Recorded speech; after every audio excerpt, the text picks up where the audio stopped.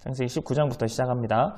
자, 저번 시간에 이제 아브라함을 찾아가서 아들 이삭을 낳을 것이다 이렇게 말하여 준 천사 2명, 이 2명이 이제 아브라함을 떠나서 소돔과 고모라로 갔다 그랬죠. 소돔과 고모라의 죄악이 얼마나 심한지 알아보기 위해서 천사이지만 사람의 모습을 한 사람이라고 얘기했습니다. 그래서 19장 이제 1절은 소돔에 살고 있었던 롯이 이 천사들, 외부 사람을 보고 숨겨주려고 하는 이야기부터 시작을 합니다. 자, 그럼 첫 번째, 왜 롯은 이들을 숨겨주려고 했는가? 당시 소돔과 고모라의 상황이 낯선 이들, 외부인, 나그네들을 어떻게 대했다? 차별하고 짓밟고 또 해코지하는 악한 마음, 행동들을 롯은 이미 알고 있었기 때문에, 그러니까 소돔과 고모라의 죄가 뭐냐? 하나님이 심판하시는 죄악이 뭐냐? 이유가 뭐냐 했을 때 바로 이런 악한 마음, 나그네를 환대하지 않고 약한 자들을 보호하지 않는 약한 마음이었다. 그래서 롯이 이 외부인 천사 2명을 집 안으로 들여서 보호하려고 했지만 천사들이 거절하죠. 2절에 보면 우리가 거리에서 밤을 새우겠다 그래요. 그래서 3절에서 보면 또 천사들이 하는 말을 듣고 이제 롯이 뭐라 그래요? 절대 그럴 수 없다 그래요. 그러니까 롯은 알고 있었던 거죠. 이 사람들이 여기 있는 것만으로도 굉장히 위험한데 거리에서 밤을 새우겠다? 그러면 소돔과 고모라 사람들이 이 외부인들을 어떻게 할지를 너무나 잘 알고 있었던 거예요. 가만 놔두지 않겠다는 거. 그래서 이제 간청을 하죠. 롯이 간청까지 합니다. 제발 우리 집에 들어와서 사람들이 잘 때 동트기 전에 도망가십시오.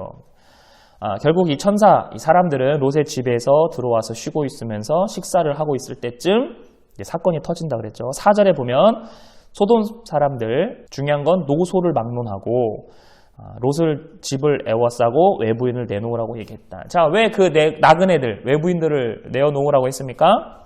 우리가 상관하려고, 여기서 상관이란 말은 성관계입니다. 성관계는 맞아요. 자, 이 부분이 이제 대부분 사람들이 그동안에 뭐라고 해석했냐면 이것 봐라, 소돔과 고모라 사람들이 동성애 환장을 했다. 하나님이 동성애를 너무나 싫어했기 때문에 소돔과 고모라가 멸망당한 것이다. 동성애가 만연했기 때문에 하나님이 심판하셨다. 이렇게 해석을 많이 하죠. 자, 먼저 저는 개인적으로 동성애를 싫어합니다. 자, 그렇다면 동성애를 죄라고 말할 수 있느냐? 저는 이 부분에 대해서 동성애의 종류를 살펴봐야 한다고 저는 생각합니다. 그 종류에 따라서 어떤 동성애는 죄가 될 수도 있는 거고 어떤 동성애는 우리가 함부로 죄라고 말할 수 없다고 얘기하고 싶어요. 자, 예를 들어볼게요. 저는 우리 아버지를 너무나 사랑합니다. 너무나 존경합니다. 제 목숨도 바쳐서 저희 아버지를 사랑해요. 아버지와 제가 동성이죠? 그럼 제가 아버지를 사랑하는 것은 동성애이기 때문에 죄입니까? 제 아내가 제 딸을 사랑하는 것, 제 딸이 제 엄마를 사랑하는 것, 동성이죠? 근데 그 사랑이 동성애라는 이유만으로 죄라고 말할 수 있습니까? 없다는 거죠. 그러니까 이럴 경우에 우리가 동성애를 함부로 죄다라고 단정 지을 수 없다라는 거예요. 그러면 우리가 동성애는 죄다라고 말할 때 그 기준이 뭐예요? 그 기준은 성경이 아니라 그 동성애의 종류와 상황을 보고 우리가 감히 죄라고 말할 수 있어야 돼요. 설명을 좀 드릴게요. 자, 이건 의학적으로 밝혀진 내용인데 이제 다들 성인이시니까 남성에게는 전립선이라는 게 있어요. 이 전립선이 건드려질 때 남성이 느낄 수 있는 최고의 쾌락을 느낀다고 해요. 근데 이 전립선이 어디랑 연결되어 있냐면 남성의 항문하고 연결이 되어 있어요. 그러니까 남자와 남자가 성행위를 하면 쾌락을 위한 성행위를 했을 때는 이제 남자의 성기가 상대방 남자의 항문에 꽂히게 되겠죠. 그랬을 때 그 상대방이 전립선이 느껴지기 때문에 거기서 오는 최고의 쾌락 때문에 그 쾌락을 느끼는 동성애를 끊을 수 없다 그래요. 그래서 그 에이즈 환자들이 갇혀있는 그 에이즈, 특히 동성애 그 병원에 가면 실제로 의사들이 그런 말을 해요. 거기 동성애를 치료받으러 왔음에도 불구하고 그 남자들이 화장실에 가서까지 또 치료받는 중에도 그거를 해요. 왜냐? 대부분이 말하는 게 그 쾌락을 끊을 수 없기 때문에, 그 전립선이 건드려지는 쾌락을 끊을 수 없기 때문에. 자, 이럴 때는 이런 동성애는 우리가 뭐라고 말할 수 있어요? 감히 죄라고 말할 수 있죠. 왜요? 그들이 사랑하는 거는 무엇을 위한 사랑이에요? 엄마와 딸, 아빠와 아들이 아닌 쾌락을 위한 동성애잖아요. 그러니까 그건 우리가 죄라고 말할 수 있는, 성경에서 말하는 죄라고 얘기할 수 있는 거죠. 그러니까 성경에서도 어떤 동성애를 죄라고 얘기할 때는 그 동성애가 어떤 종류의 동성애인지를 우리가 살펴봐야 된다. 자, 그렇다면 그동안 많은 사람들이 소돔과 고모라의 상황을 이야기하면서 자, 동성애라고 얘기했던 이 부분이, 이 본문이 과연 쾌락을 위한 동성애인가? 말씀을 한번 살펴볼게요. 자, 만약에 그동안의 해석대로 소돔과 고모라의 동성애가 이런 쾌락을 위한 동성애 때문에 멸망했다. 그래서 롯의 집을 에워쌌던 이 노소를 막론한 수많은 사람들이 동성애, 쾌락의 동성애 환상해가지고 나그네 내놔라 협박했다. 그렇다면 이들의 욕구를 해결해 주려면 당연히 이성이 아닌 동성을 내놓아야 해결이 되겠죠. 근데 롯이 어떻게 말을 합니까? 7절에 보면 먼저 이런 악을 행하지 말아라 그래요. 그러니까 여기서 말하는 악이 뭐냐는 거죠. 아, 이거는 쾌락을 위한 동성애야. 과연 이것인지 아니면 또 다른 악인지 살펴볼게요. 자, 8절에 보면 롯이 뭐라고 합니까? 이들의 욕구를 해결해 주기 위해서 나의 두 딸을 데려가라 그래요. 그러니까 기존의 해석대로 남자들이 동성애 하려고 온 사람들한테 자기 딸을 내어준다는 거, 이성을 내어준다는 건 해결책이 아니라는 거죠. 자, 그럼 롯은 자기 딸을 내어준 건 잘한 짓이냐? 이건 이제 뒤에 가서 살펴볼게요. 지금 우리 동성애 부분 살펴보고 있으니까. 자, 결론적으로 롯이 자신의 딸들까지 희생하면서 이 사람들을 진정하려고 했지만 사람들이 진정이 안 되죠. 사람들이 뭐라 그럽니까? 9절에 보면 롯이 자기 땅도 아닌 이곳 소돔과 고모라에 거류하면서 이제는 우리의 법관이 되려고 한다. 잘됐다. 이참에 너도 괴롭혀주겠다. 그러니까 지금 이 사람들이 동성애를 하려고 이들을 끌어내려고 하는 것이냐, 이들이 지금 우리가 생각하는 동성애의 쾌락을 위해서 나그네들을 내어놓으라고 하는 것인가. 롯에게 한 말을 잘 살펴보세요. 소돔과 고모라 사람들 눈에는 이 롯도 지금 거류하면서 잘 살고 있는 이 롯도 아직까지는 어떤 사람이에요? 외부인이에요. 나그네 같은 사람이라는 거예요. 자신의 구역 안에 들어온 이방인이에요. 다른 이유 없어요. 그냥 외부인이라는 것만으로도 마음에 안 들어요. 그러니까 소돔과 고모라 사람들이 얼마나 외부인, 그러니까 약자죠, 약자. 외부인은, 나그네는, 이방인은. 약자인데 이 약자를 얼마나 짓밟으려고 괴롭히려고 하는지를 알 수 있어요. 그러니까 모르긴 몰라도 아마 롯도 처음 소돔과 고모라에 들어왔을 때 이렇게 핍박 당했을지 몰라요. 근데 롯은 나름 버티고 잘 살았어요. 정착하면서. 그러니까 소돔과 고모라는 왜 이렇게 외부인, 나그네, 이방 사람들을 괴롭히는데 혈안이 되어 있었냐. 이거를 살펴봐야 돼요. 자, 당시에 고대 근동의 당시 전쟁 문화 중에 하나죠. 상대방을 정복하는 문화. 우리가 승리 병사들이 되었어요. 이제 상대 패전국들 병사들을 노예로 잡아오죠. 그러면 그 노예로 잡아온 상대 패전국들에게 어떤 정복감을 안겨주냐, 자기들 정복감을 안 하느냐 하는 행위 중에 하나가 승리한 병사들이 패배한 병사들의 바지를 내리고 항문에 자신의 성기를 꽂아서 상대방에게 수치심을 주는 거예요. 그러면 상대방은 수치심을 당하고 자신은 내가 얘를 정복했다라는 정복자의 위치에 서게 되는 거예요. 내가 상대방보다 우위에 있다는 것을 알려주는 아주 비상식적이고 무식하고 음란한 행위 중에 하나가 바로 이런 전쟁 문화였어요. 그러니까 지금 소돔과 고모라는 이 문화를 따라서 롯의 집에 온 이 두 나그네를 정복하려고 하는 거예요. 자기들이 우위에 있다는 것을 알려주고 싶은 거예요. 근데 이러한 모습이 행위 자체만으로는 마치 쾌락을 위한 동성애를 하는 행위와 같아 보이기 때문에 지금까지 마치 동성애를 위해서 이렇게 한다라고 해석이 되어 왔던 거예요. 당시 문화를 하나 더 살펴볼게요. 당시에는 남자와 여자의 역할이 확실히 구분되어져 있었어요.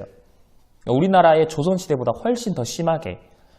남자는 밖에서 바깥 일을 하고 여자는 집안일과 동시에 아이의 교육을 담당했어요.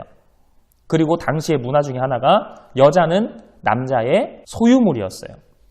소유물이기 때문에 여자는 남자에게 정복당해야 하는 입장이었어요.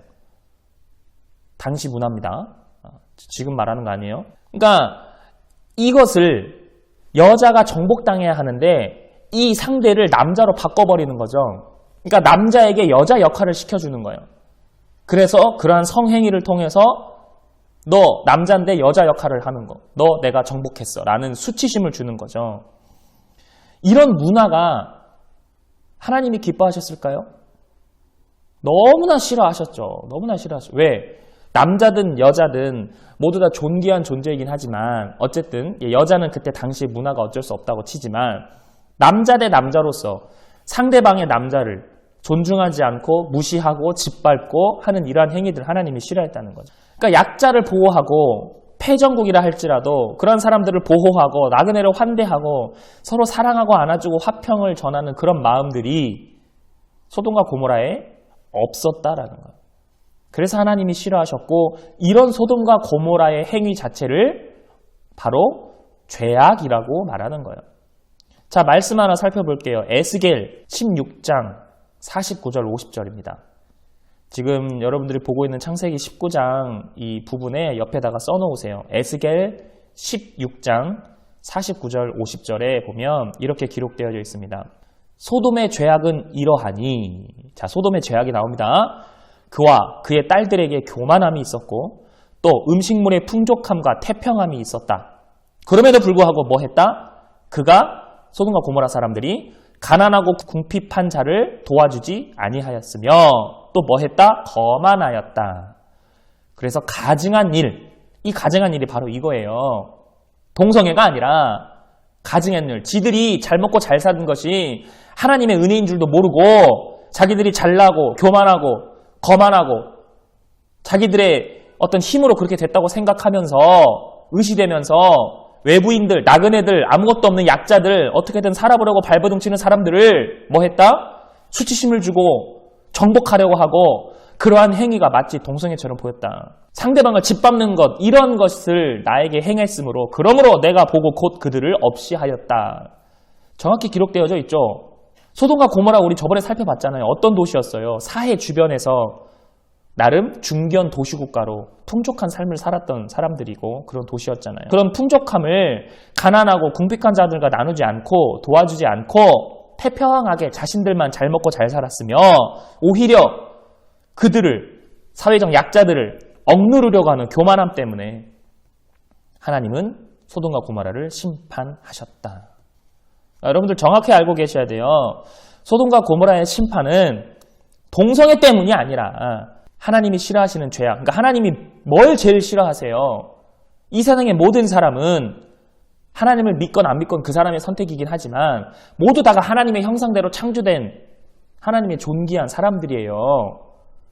그러니까 서로 사랑해야 되고 복음을 모르면 전파해야 되고 안아줘야 되고 서로 평등하게 다가가야 되는데 차별하지 않아야 되는데 자기들이 만든 문화로 상대방을 억누르고 짓밟고 이걸 하나님이 제일 싫어한다는 거예요. 오늘 성경 공부를 듣고 있는 여러분들은 이 본문이 동성애가 아니라는 것을 정확히 알고 계셔야 돼요. 저는 지금 동성애가 죄다 아니다를 말하고 있는 게 아니라 이 본문만큼은 동성애로 해석되면 안 된다는 거예요. 이 본문을 가지고 이게 동성애다 이렇게 됐다라고 단순하게 해석하는 목사님들이 계시면 내가 좀 심하게 얘기할게요. 자, 그럼 아까 우리가 뒤에 살펴보겠다고 한 자신의 딸을 욕보이게 내어놓은 롯의 행동, 이것도 당시 문화를 잘 살펴봐야 돼요. 자, 아빠로서 내 딸들을 대신 강간하세요 이렇게 내어준 겁니다. 그리고 오히려 자기가 집에 모셔온 나그네를 보호하려고 하는 거죠. 자, 지금 생각하면 말도 안 되는 일이죠. 말도 안 되는 일이에요. 자, 이 부분 당시 문화를 잘 이해하셔야 됩니다. 자, 당시 어떤 문화가 있었냐면 자녀들은 부모의 말을 어기면 동네 사람들을 모아서 얘 내 말 어겼어요 하면은 동네 사람들이 어떻게 했을까요? 돌을 던졌어요. 돌에 맞아 죽을 수도 있어요. 그만큼 부모와 자녀 간의 규율이 굉장히 엄격했던 시대예요. 또 다시 한번 죄송한 표현이지만 남자와 여자의 구분이 확실하다 그랬죠. 아들은 부모의 대를 이을 어떤 후손으로 인정이 되었지만 딸들은 그러지 못했어요. 그러니까 딸은 부모의 소유예요. 그러니까 여자들, 딸들은 물건과 같이 취급받았던 소유물이냐 아니냐로 취급받았던 시대였어요. 그러니까 이거를 딸을 내어준 아빠로 해석하면 안 되고 자신의 소유물을 내어주는 사람으로 해석해야 돼요. 무슨 말이냐면 지금 롯은 하나님이 가장 기뻐하시는 외부인, 사회적 약자를 보호하기 위해서 뭘 내놓은 거예요? 자기의 딸을 내놓은 게 아니라 자기가 지켜야 하는 자기의 소유물을 포기한 거예요. 이거를 딸로 바라보면 진짜 파렴치한 거지만 당시 문화 속으로 들어가서 자기의 소유물로 조금 잔인하지만 자기의 소유물로 보고 자기가 지켜야 하는 그런 애도 못 지키고 내어놓는 그런 약한 모습으로 우리가 해석해야 되는 거예요. 딸을 버리는 몹쓸 아빠라고 해석하면 안 됩니다. 자, 결국에는 이제 사람들이 롯을 밀치고 들여오려고 하자 이제 나그네 천사들이 롯을 구하고 소돔 사람들의 눈을 멀어지게 하죠. 그리고 12절 이하에 보면 천사들은 이렇게 얘기합니다. 하나님께서 자신들을 이곳을 심판하기 위해 보내셨다고 이야기하면서 롯과 그의 식구들에게 어서 도망가라고 전달하죠. 그리고 너의 식구들도 어서 도망가라고 하렴. 자, 롯이 자신의 딸들과 사위들에게 이야기를 하지만 14절에 보면 이 사위들은 농담으로 여겨요. 농담으로 여겼다는 말은 곧 도망을 안 갔다는 얘기가 되는 것이고, 자, 이제 다음 날 동틀 무렵에 하나님의 심판이 시작되기 전에 이제 천사들은 롯과 아내와 두 딸을 성 밖으로 내보냅니다. 어디든지 도망가라 하지만 롯이 뭐라고 합니까? 19절에 보면 내가 도망가다가 재앙을 만나 죽을 것 같다. 여기서 말하는 재앙은 하나님의 재앙을 얘기하는 것이 아니라 아까 말했던 그 당시의 문화. 나 지금 여기서도 나가면 또 어딘가에 가서 외부인이 되고 나그네가 되는 건데 이곳에서처럼 나 또 그 사람들에게 수치심을 당하고 정복당해서 죽을 수도 있다. 그만큼 자신이 살던 곳을 떠나는 것이 얼마나 크고 무서운 일인지를 알 수 있겠죠. 자, 결국 롯은 아내와 딸들과 함께 어디로 도망가느냐? 소알이라고 하는 작은 성읍으로 도망갑니다. 그리고 동이 트죠. 24절 이하에 보면 그러면서 이제 소돔과 고모라에 유황과 불이 비같이 내리고 이때 아내가 소돔과 고모라를 돌아보지 말라고 했는데 돌아보면서 소금 기둥이 되어버리죠. 자, 그러면서 이제 마무리를 짓는데 29절에 보면 중요한 구절입니다. 29절 줄 치세요. 하나님께서 롯을 구원해 주셨죠. 천사들을 통해서. 근데 롯을 구원하신 이유에 대해서 뭐라고 말합니까? 롯이 나름 의인처럼 의롭게 살았지만 그것 때문이기도 하지만 또 뭐 때문이다? 하나님이 아브라함을 생각하사 롯을 구원해 주셨다 그래요. 다른 번역에 보면 아브라함을 기억하셨다. 그래서 롯을 구원해 주셨다 이렇게 해석하고 있어요. 그러니까 아브라함의 간구, 롯을 살려달라는 간구 이 자체를 기억하는 것이 아니라 아브라함의 그 마음을 기억하신 거예요. 어떤 마음? 조카를 향한 긍휼한 마음을 기억하셨다는 거죠. 그러니까 하나님이 제일 기뻐하는 게 뭐예요? 뭐 영혼 구원받는 거. 그래서 막 전도하자. 그렇게 해석하면 안 돼. 하나님이 제일 기뻐하는 거는 영혼 구원이 맞아요. 근데 그 영혼 구원이라는 게 전도가 아니라 뭐예요? 상대방을 긍휼히 여기는 거. 상대방을 긍휼히 여기면 상대방을 롯처럼 자기 지부에서 들여면서 보호하려고 하고 안아주려고 하고 평등하게 대해야 되고 차별 없이 대해야 되고 이 마음 자체, 이러한 행위들을 하나님께서는 가장 기뻐하신다. 그리고 그렇게 행동하는 사람에게 늘 구원을 베풀어 주신다. 아브라함의 기도를 들으시고 아브라함의 긍휼한 마음을 기억하셔서 롯을 구원해 주신 것처럼 이렇게 하면서 창세기 19장이 마무리가 됩니다.